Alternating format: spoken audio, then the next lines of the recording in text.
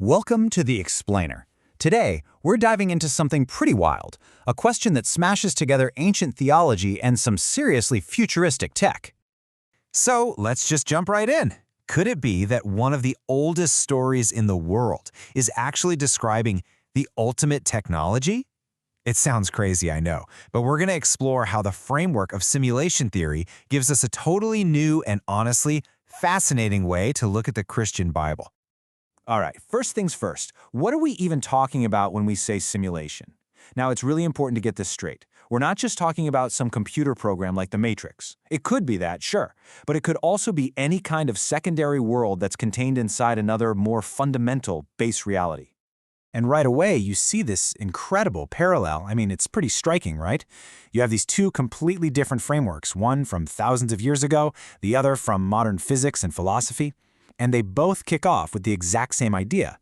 There's a creator, and that creator exists completely outside of the thing they created. Okay, so that brings us to our first big topic, creation, time, and reruns. And this is where we hit a major paradox, one that theologians and scientists have been wrestling with forever, the timeline of creation. So here's the puzzle. In Genesis, you have the story of a 7-day creation. But then you have science, which is pretty confident that the universe is around 13.8 billion years old. I mean, on the face of it, those two things just don't add up. They seem totally incompatible. So how on earth could they both be true? Well, funny enough, the Bible itself actually drops a huge hint. This verse basically says that time doesn't work the same way for the Creator as it does for us. It suggests that time is, well, relative. It flows completely differently for someone who's outside of our universe looking in. And this is where the simulation idea gets really interesting. It's all about accelerated time. Think about it. If you were creating a simulated universe, would you really sit around and wait 4 billion years for a planet to cool down? No way! You'd hit the fast-forward button.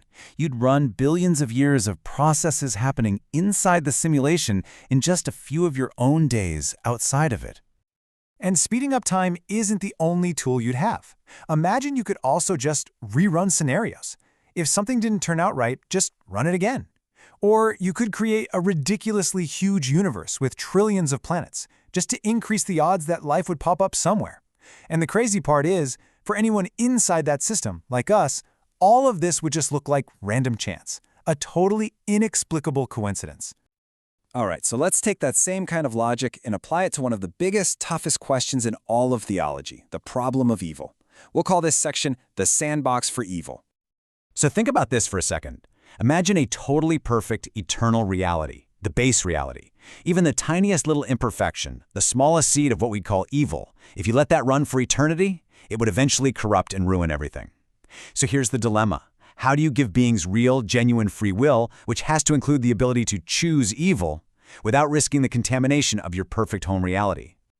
Well, the answer, or at least the proposed solution, comes down to one powerful concept: isolation. You have to build a container, a safe space, totally separate from your own reality. So here's how that breaks down. You've got this perfect base reality that can't be corrupted, but you have this problem. Free will requires the possibility of choosing evil.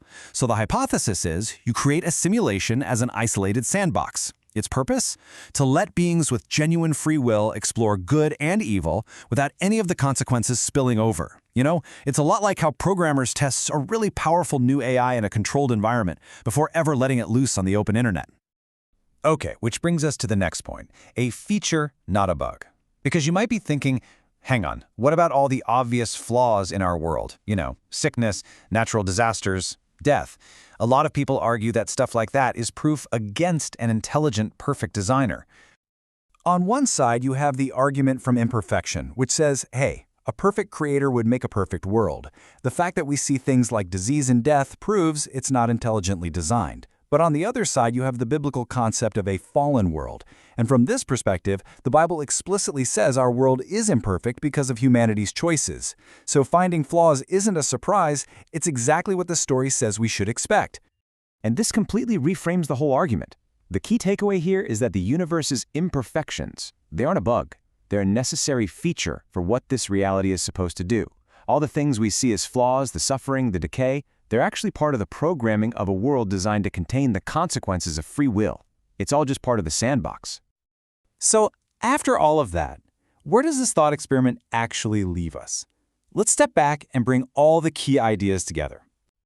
So when you look at it all through this simulation lens, a surprisingly coherent picture starts to form. You've got a creator existing outside our space-time. You've got the ability to manipulate time. You've got a reason for an isolated reality to safely explore free will. You even have a reason for the creator to stay hidden, to make sure our choices are genuine. And finally, you have an explanation for why our world is so beautiful and yet so deeply flawed. It all kind of fits. And that brings us to the final, really provocative question.